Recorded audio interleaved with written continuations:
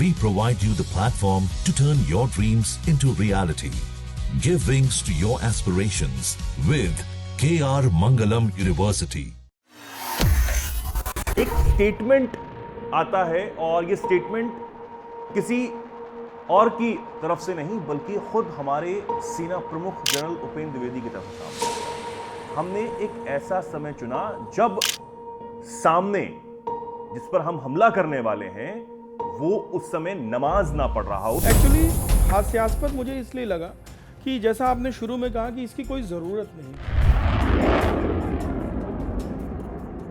कि हमारे लिए इस बात का कोई मतलब नहीं रह जाता कि कोई उस समय नमाज में सजदा कर रहा होगा कि नहीं। अब उनको कहने की ज़रूरत क्यों पड़ी, आधी अधूरी बात बताने की ज़रूरत क्यों पड़ी। मृत्यु के समय अगर व्यक्ति सात्विक भाव से भावित रहता है, ईश्वर भाव से भावित रहता है, तो वह उसी हिसाब से मोक्ष, वैकुंठ या स्वर्ग की प्राप्ति करता है। कि हमारे भारतीय मुसलमान कितने समावेशी तरीके से जी रहे हैं हमारे साथ। नमस्कार, बहुत बहुत स्वागत आप सभी का। मैं हूं आपके साथ चेतन पाठक और हमारे साथ इस वक्त मौजूद हैं विंग कमांडर पुष्कल द्विवेदी साहब। बहुत बहुत स्वागत सर आपका दैनिक जागरण पर। एक स्टेटमेंट आता है और ये स्टेटमेंट किसी और की तरफ से नहीं बल्कि खुद हमारे सेना प्रमुख जनरल उपेंद्र द्विवेदी की तरफ से सामने आता है। वो स्टेटमेंट उन्होंने एक इंटरव्यू के दौरान दिया। उन्होंने बताया कि ऑपरेशन सिंदूर का जो समय था वो हम कभी भी कर सकते थे, रात को 2 बजे भी, 4 बजे भी, लेकिन हमने एक ऐसा समय चुना जब सामने जिस पर हम हमला करने वाले हैं वो उस समय नमाज ना पढ़ रहा हो या फिर धार्मिक गतिविधियों में लिप्त ना हो। अब ये जो स्टेटमेंट सामने आता है उस वक्त उस पर सोशल मीडिया पर हर जगह चर्चाएं होने लगती हैं। सवाल यह होता है कि आखिर सेना प्रमुख को इस स्टेटमेंट को देने की जरूरत क्यों पड़ी। नहीं भी देते तो चलता। ऑपरेशन सिंदूर में जो पराक्रम हमारी भारतीय सेना ने दिखाया, एक एक जवान ने दिखाया, चाहे वो इंडियन नेवी से हो, एयरफोर्स से हो या फिर थल सेना से हो, उस पर हमें गौरव है, हम गर्व करते हैं। लेकिन यहां पर सेकुलरिज्म की बात क्यों सामने आ जाती है, ये स्टेटमेंट क्यों दिया गया? तमाम चर्चाएं हैं। जम्मू कश्मीर के फॉर्मर डीजीपी हैं, उन्होंने भी अपनी तरीके से एक बात जो है वो वीडियो के जरिए कही कि आखिर अक्षरधाम मंदिर हो, अमरनाथ यात्रा हो या फिर तमाम देश में जब चीजें चल रही थी तो उन पर जब हमले किए गए उन श्रद्धालुओं पर, तो वो क्या कर रहे थे? वो भी तो अपने तरीके से पूजा कर रहे थे। आखिर सेना प्रमुख ने ये बात क्यों कही है, इस पर हम चर्चा करने वाले हैं। कैसे देखते हैं सर सबसे पहले तो स्टेटमेंट को? देखिए, मैं दर्शकों से निवेदन करूंगा कि पूरी बात सुने। आपका प्रश्न कैसे देखते हैं इस स्टेटमेंट को, ये बड़ा हास्यास्पद स्टेटमेंट है। ये स्टेटमेंट ऐसा है जिसको सुन के मुझे ही नहीं बल्कि बहुत से सामरिक विशेषज्ञों को, मिलिट्री ऑफिसर्स को, जिन्होंने युद्ध लड़े, जिन्होंने वॉर प्लान्स बनाए हैं, जिन्होंने रणनीतियाँ बनाई हैं, क्रियान्वित की हैं, उनको हंसी आ रही है। जनरल साहब को मैं यहाँ गलत नहीं ठहरा रहा हूँ और वो बहुत आदरणीय हैं। उनके द्वारा जो अचीवमेंट्स किए गए हैं वो मास्टर ऑफ वॉर हैं और उन्होंने क्यों ऐसा कहा मैं ये भी बताऊंगा। तो मैं ऐसा नहीं कि मैं जस्टिफाई उनको करने की कोशिश करूंगा कि बिकॉज वो मेरे चीफ हैं और हमारे जनरल हैं, और मैं ये भी नहीं कि उनकी निंदा करूंगा कि उन्होंने ऐसा क्यों कह दिया just for the sake of it. Actually हास्यास्पद मुझे इसलिए लगा कि जैसा आपने शुरू में कहा कि इसकी कोई ज़रूरत नहीं थी। अगर पहले हम निंदा वाले पार्ट में आ जाते हैं और उसके बाद मैं बताऊंगा कि उन्होंने क्यों कहा। सर इसमें मैं माफी चाहूंगा, टोक रहा हूं आपको, लेकिन सबसे बड़ी बात यह है कि हालांकि हम ना चीफ पर कोई सवाल खड़े कर रहे हैं, ना हम भारतीय सेना पर कोई सवाल खड़े कर रहे हैं। जैसे मैंने शुरुआत में कहा कि हम गौरव महसूस करते हैं जो ऑपरेशन सिंदूर में पराक्रम दिखाया। वही सवाल ये है कि लोग सवाल पूछ रहे हैं सोशल मीडिया पर, कई एक्सपर्ट्स हैं और जो मैंने फॉर्मर डीजीपी का नाम लिया उन्होंने भी यही बात कही। उन्होंने जवाब देने की कोशिश की कि जब सामने की तरफ से जो आसिम मुनीर है उनकी सेना की तरफ से और उनके आतंकियों की तरफ से जब गोल्डन टेम्पल को निशाना बनाने की कोशिश हो रही थी, तो देखिए, चलिए इसको हम रिवर्स कर लेते हैं। पहले मैं बता देता हूं उन्होंने क्यों कहा होगा, क्योंकि इस समय उनके ऊपर निंदा के बहुत बाण चल रहे हैं और ये अच्छा नहीं है। देखिए, जो हमारे चीफ्स हैं, तीनों सर्विसेज के चीफ्स हैं, प्लस कोई भी ऑफिसर हो जो सीनियर लेवल पे पहुंच गया है, कमांडिंग ऑफिसर एंड ऑनवर्ड्स, उसके पास बिल्कुल टाइम नहीं होता है। वो समय आप समझिए कि अगर किसी के क्रियाकर्म में भी जाना है, अपने घर वाले की किसी के अंत्येष्टि में भी जाना है, तो भी बहुत मुश्किल हो जाता है ऐसी पोजीशन में कि हम टाइम निकाल सकें, तो समय नहीं होता। तो वो ब्रीफिंग्स में काम करते हैं, उनको जो उनके स्टाफ ऑफिसर्स, जो उनके कमांडर जिस प्रकार से ब्रीफिंग देते हैं उस प्रकार से वो उस चीज़ को समझते हैं और निर्णय लेते हैं। मुझे लगता है जनरल साहब का ये बयान एयरफोर्स और नेवी तो बिल्कुल ही नहीं आउट ऑफ प्ले है इसमें, क्योंकि मैं आपको बताऊंगा क्यों। लेकिन मुझे लगता है बयान इस वजह से आया है कि आर्मी की कुछ आर्टिलरी यूनिट्स ने ऐसे फीडबैक दिए होंगे, चीफ तक पहुंचे होंगे, क्योंकि आर्मी आर्टिलरी के पास क्या है कि उसके ऊपर इतनी रिस्ट्रिक्शंस नहीं होती जैसे कि एयरफोर्स है। एयरफोर्स में हम ये सब फालतू के इस तरह के एजेंडे का हमारे पास टाइम ही नहीं है, बिकॉज हमें इतने सारे फैक्टर्स देखने पड़ते हैं। जब हम time of attack, point of attack, height of attack, ये सारी चीज़ें प्रूव करते हैं, हम टैक्टिकल रूटिंग देखते हैं कि क्या होगी, तो हम एनिमी रडार ऑर्बिट देखते हैं, हम वेदर कंडीशंस देखते हैं, टेम्परेचर, ह्यूमिडिटी देखते हैं, प्लस एनिमी डिप्लॉयमेंट देखते हैं, एनिमी एडी डिप्लॉयमेंट देखते हैं, ओन एडी एसेट्स देखते हैं, इंटेलिजेंस इंफॉर्मेशन देखते हैं। हम इतनी चीज़ें देखते हैं कि हमारे लिए इस बात का कोई मतलब नहीं रह जाता कि कोई उस समय नमाज में सजदा कर रहा होगा कि नहीं। Same goes for navy also. और आर्मी में भी जो आरटी है उसके पास ये थोड़ी बहुत लीवे होती है। तो मुझे लगता है कि जनरल साहब के पास आरटी की कुछ पोस्ट से किसी कमांडर्स के ये फीडबैक आए होंगे कि हमने जो शेलिंग करनी थी, जो हमें फायरिंग करनी थी, वो हमने नमाज के लिए रोक दी और नमाज के बाद की है। और इसमें भी ऐसा हो सकता है कि सेकुलर एंगल ना हो। हालांकि जनरल साहब ने जो बयान दिया वो सेकुलर एंगल से दिया, लेकिन फील्ड कमांडर ने जो फीडबैक दिया होगा, बिकॉज होता क्या है, जो ये पोस्ट हैं जो कि हमारी आरटी ध्वस्त करती है, एनिमी की जो पोस्ट हैं, आतंकवादियों के बंकर्स हैं, कोई ज़रूरी नहीं कि ये नमाज वहीं बैठ के पढ़ें। अब आप समझिए कि मान लीजिए कहीं पे इंटेल इन्फॉर्मेशन एक फील्ड कमांडर को मिली है आरटी के कि 30 टेररिस्ट हैं इन 3 बंकर्स में, लेकिन हो सकता है वो नमाज पढ़ने किसी और मस्जिद में चले गए हों। अब मस्जिद में इनोसेंट भी होंगे जिनके साथ वो नमाज पढ़ रहा है, वहां पे वो शेलिंग नहीं कर सकता है ना, तो वो वेट करेगा कि let them come back to their post and then we will do it. तो ऐसा हो सकता है इस तरह के फीडबैक चीफ के पास गए हो कि साहब इतने बजे उन्होंने फायरिंग के लिए ऑर्डर थे, लेकिन उन्होंने बोला कि नहीं अभी नमाज पढ़ने गए, हम उसके बाद करेंगे। वो चीज़ परकुलेट होते होते आज इस स्थिति में आ गई कि लोग ये समझ रहे हैं, या उसको जैसे जनरल साहब ने पेश किया, मुझे लगता है कि पेश करने का तरीका थोड़ा गलत था। उन्होंने जिसको पेश किया, यस, उनको 2-3 चीज़ें क्लैरिफाई करनी चाहिए थी। एक तो ये डिसीजन किसका था कि नमाज के समय फायरिंग नहीं होगी? क्या ये चीफ का डिसीजन था, फील्ड कमांडर का डिसीजन था, क्या ये पीएम का, डिफेंस मिनिस्टर का डिसीजन था? किसी लेवल से तो डिसीजन होगा। क्या ये भारत की recognised official written war doctrine में है? बिल्कुल नहीं है, मैं आपको बता रहा हूं नहीं है। क्या चीफ इसको डाल सकते हैं राइटिंग में? He is chief, if he is so convinced he can issue A order. Chief CS order कर सकता है, अपना एक आर्मी ऑर्डर बना सकता है कि भाई नमाज के समय मत मारना एज पॉसिबल। लेकिन वो वैसा नहीं होगा, क्योंकि हमारे चीफ भी जानते हैं, वो बहुत बड़े योद्धा हैं, उन्होंने बहुत एक्सपीरियंस है। ये फील्ड यूनिट से चल के बात आई, अब उनको कहने की ज़रूरत क्यों पड़ी, आधी अधूरी बात बताने की ज़रूरत क्यों पड़ी?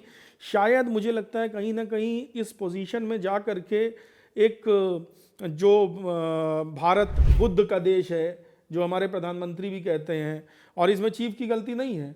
जब हमारे प्रधानमंत्री कह रहे हैं, हम सब कह रहे हैं कि भारत बुद्ध का देश है, मान रहे हैं, बच्चों को स्कूलों में पढ़ाया जा रहा है, तो एक अहिंसा वाली एक प्रोजेक्शन करना अच्छा माना जाता है, एक तरीके से वर्च्यू मानी जाती है।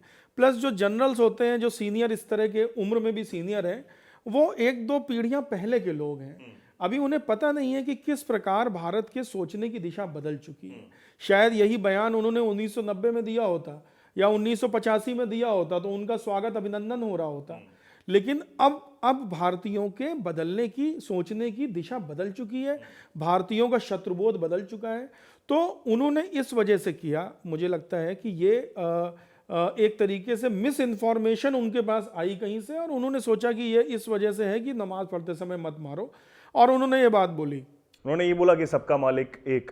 हालांकि वो उसी को लेकर, उस स्टेटमेंट को लेकर जो उन्होंने हुबहू कही है, उस स्टेटमेंट को लेकर भी जिस तरीके से मैंने बताया कि कई सवाल की, पहलगाम हमला जो अभी रिसेंट अटैक हुआ, उसके बाद जो ऑपरेशन सिंदूर होता है, उसमें भी ये पूछा गया कि आप किसी विशेष धर्म से हैं या नहीं हैं। देखिए, बिल्कुल सही बात है। मुझे जनरल साहब से सिर्फ एक बात की थोड़ी सी शिकायत है। मुझे एक बात उनकी गलत लगी। ये बात तो चलिए उन्होंने बोल दी, कोई बात नहीं, इससे लाफिंग स्टॉप है, हंस खंस के छोड़ दीजिए, ठीक है, वो सीनियर ऑफिसर्स कभी कभी मजाक में भी बोल देते हैं। लेकिन मुझे एक चीज़ उनकी सही नहीं लगी, जो उन्होंने एक स्टेटमेंट इसी के साथ दिया, आपने भी सुना होगा कि हमारे ऑफिसर्स ने और मैंने गीता, कुरान, बाइबल सब पढ़ी हुई है।